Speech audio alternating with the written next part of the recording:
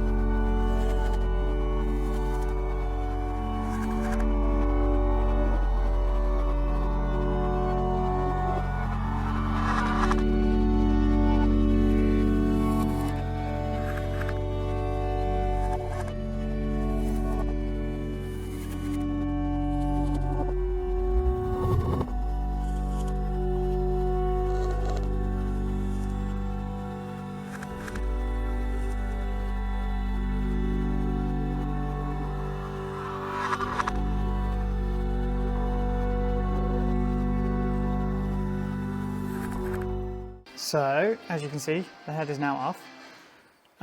There is a little bit of coolant in the pistons.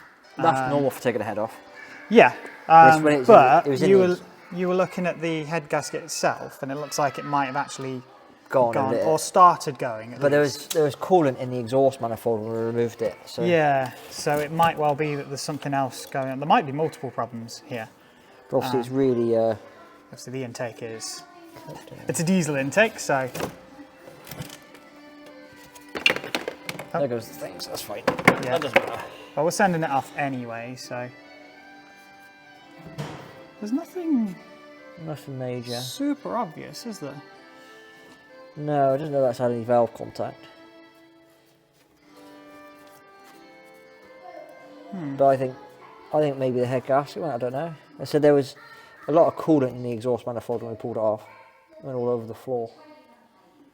Yeah, but there's nothing, again, with this truck, every time we've looked at something, there's been nothing that's been super obvious outside of the timing chain that was super loose when we initially took it apart. So we're going to send the head off anyway and get that reconditioned. Well, it might not need reconditioning if there's nothing wrong with it. They'll pressure test it. But yeah, they can test it for us and tell us if there's anything wrong with it. And if there isn't, I guess we put it back together with a new head gasket and send it.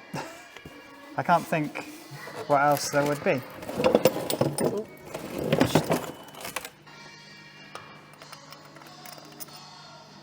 Again, there's nothing super obvious, is there? No. I was hoping for a bit more obviousness. Oh yeah, that's what I thought. It's like at least see something very obvious that's bent, and it's like, okay, that's our problem. But as is the case with this truck, every time we do something more to it, it's like, yeah, no, I look like I should work.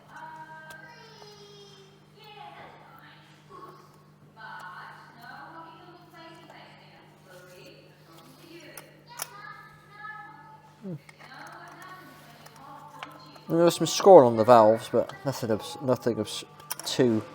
Well, it's done 133,000 miles, so I would expect that. On the shafts, I meant. Yeah. Camshaft. Yeah, I'll go over there in a sec. But Get back in the hole. yeah, even these that fell out, they all look like they're okay. So, all the intake stuff and the EGRs and all that needs a good clean out, so that's a good opportunity to do that while we're here.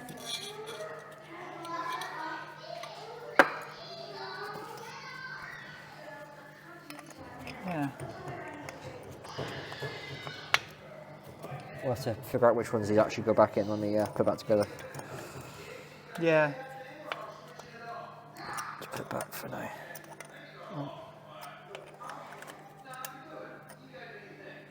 Yeah, I think the plan now is send this off, get it tested, because then we can work out if there is anything leaking in there or the valves are bent or anything like that. I don't think visually we can see anything that's obvious. Put it back together, the new head gasket, sort the timing chain and everything, and see how it goes, I guess. Oh, the camshafts. So, camshafts, there we go. A little bit of scoring on some of these, but again, nothing concerning.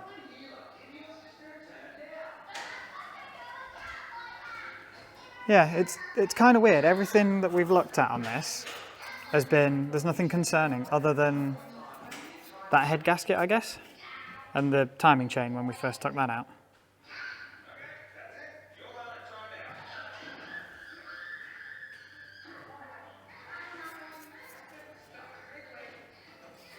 I'm just wondering if we caught the head gasket as it was starting to go.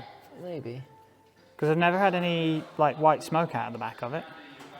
Yeah, quite a lot of coolant came out when we took the exhaust manifold off. Yeah, so potentially it was literally on its way out. I don't think it was turbo related at all. Like a coolant seal on the turbo. Because if it was a coolant seal on turbo, it wouldn't be in the pistons. No. Get the DPF cleaned out anyway, because Yeah. Yeah, well, either way, we'll give it a good clean out before we put it back together. Give it a good service. And I guess we'll see what the head place says. Yeah, I don't know what to say about that result because I was kind of hoping to see very obvious damage, meaning that we know what the problem is. I wasn't expecting the head gasket to have gone, but as we were just chatting off camera there, I think when it ran on easy start, when I was trying to work out whether it was the fuel pump or the engine or the timing chain or whatever, there was lots and lots of white smoke, so potentially that was part of the problem. But what it could just be is a combination of little problems that are culminating in one big problem. So I don't know, we're going to send the head off to have it checked, see if there's any leaks, valves bent, that sort of thing. And then you'll find out in the next video when we're putting it back together what the problem was. That's the end of this video. Thanks for watching everyone, and I'll see you in the next one.